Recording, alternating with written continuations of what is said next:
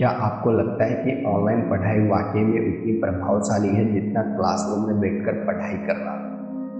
अब आप ही बताइए कि आपको हाथ में मोबाइल देकर ये कहा जाए कि आप एक हवाई जहाज कैसे बना सकते हैं, उसका व्याख्यान कीजिए।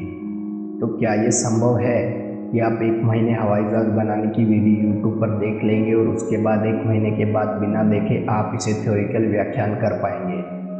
स्कूल सिर्फ क्लासरूम में बैठकर किताबें पढ़ना और उनका रट्टा मारकर पढ़ाया गया सिलेबस याद कर लेना स्कूल नहीं होता है। स्कूल में एक छोटा बच्चा कुछ और भी बहुत सारी महत्वपूर्ण आदतों को अपनाता है जो घर के माहौल में कुछ हद तक नामुमकिन होता है। जैसे कि उसे किस तरह से कपड़े पहनने हैं, किस तरह से बैठना है, किस तरह से दूसरों के साथ व्यवहार करना है, हर काम समय पर करने की आदत, अनुशासन, किस प्रकार की बात करनी है और इस प्रकार की और भी बहुत सारी चीज़ें एक ग्रो करते बच्चे के स्वभाव में ढलती जाती है। लेकिन महामारी के बाद से सबसे अधिक शब्दों में इस्तेमाल किए जाने वाला शब्द है ऑनलाइन शिक्षा। जो लोग मोबाइल फ़ोन को छोटे बच्चों के भविष्य का खतरा मानते थे, आज बच्चों का भविष्य शिक्षा ना मिलने के कारण खराब ना हो, उन लोगों को भी ऑनलाइन शिक्षा के चलते अपने बच्चों को फ़ोन दिलाना पड़ा। और फिर क्या था, कोविड-19 महामारी ने सीखने के नए तरीकों को जन्म दिया, जो थी ऑनलाइन शिक्षा यानी डिजिटल लर्निंग।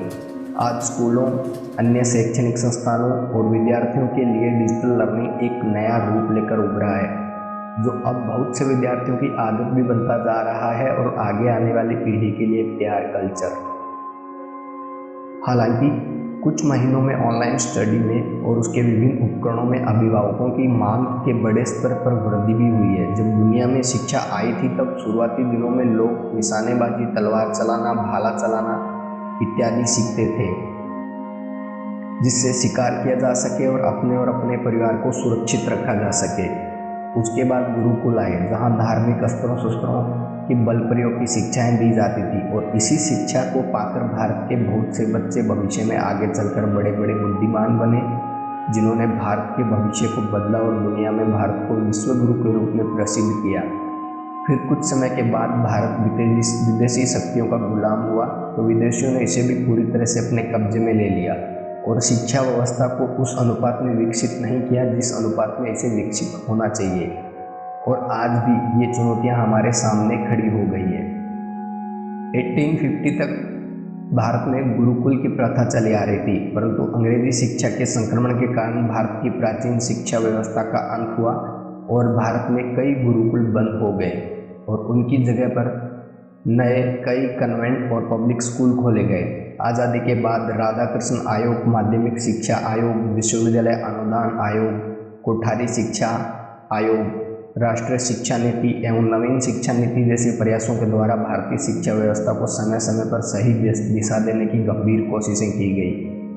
2022 के आंकड़ों के मुताबिक केंद्र सरकार के रिकॉर्ड के हिसाब से भारत में कुल 14,92,052 सरकारी और प्राइवेट स्कूल्स है और केंद्र सरकार के 2015 के आंकड़ों के मुताबिक भारतवर्ष में 38,498 कॉलेज और 760 यूनिवर्सिटीज़ है।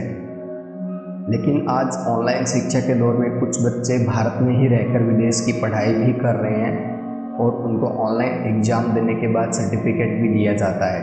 भारत में एजुकेशन इंडस्ट्री के मार्केट साइज की बात की जाए तो फाइनेंशियल ईयर 2020 में 117 बिलियन अमेरिकी डॉलर आंकी गई है और यह अनुमान लगाया जा रहा है कि फाइनेंशियल ईयर 2025 आते आते यह इंडस्ट्री 225 बिलियन अमेरिकी डॉलर का आंकड़ा पार कर लेगी। ज़्यादातर शिक्षा संस्थान पाठ्यक्रम के अभाव के चलते पुराने अपलोडेड वीडियो जगह जगह से उठाकर बच्चों को शेयर कर रहे हैं, जिससे बच्चों को पाठ्यक्रम में समझने में भी बहुत परेशानी हो रही है। तो कुल मिलाकर बात यहीं पर रुक जाती है कि ऑनलाइन एजुकेशन स्कूल में बैठकर होने वाली पढ़ाई से बिल्कुल भी प्रभावशाली नहीं है। आपका इसके बारे में क्या ख्याल है, आप वीडियो पर कमेंट में लिख सकते हैं।